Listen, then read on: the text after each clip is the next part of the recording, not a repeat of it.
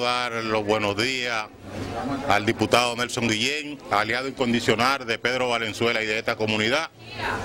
a los medios de comunicación que a través de todo lo que ha sido este proyecto han estado presentes, y a la comunidad en sentido general que se ha mantenido integrada no solamente para que lográramos la sindicatura, sino que también de manera decidida está integrada para que llevemos hacia adelante un proyecto que vamos a iniciar. Hoy tenemos el inicio de lo que marcará el antes y el después de lo que será Todamas. Unos proyectos que iniciamos hoy y que cuando concluyan estos 6 años de gestión, la evaluación que ustedes tendrán, porque le estarán dando seguimiento permanentemente, serán ustedes quienes tendrán que darle la respuesta al pueblo de lo que habremos hecho.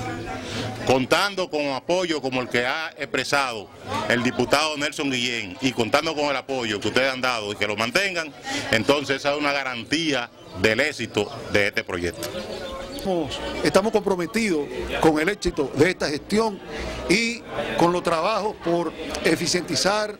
todos los servicios que el Estado debe ofrecer en esta comunidad y además impulsar en lo que yo pueda el desarrollo de esta comunidad que le ha dado mucho a San Cristóbal y al país, que ha sido abandonada y que tenemos que rescatar su capacidad de producción de cítricos, porque esta era una de las zonas de mayor producción de cítricos del país. Y hemos descuidado esa capacidad que tiene esta comunidad.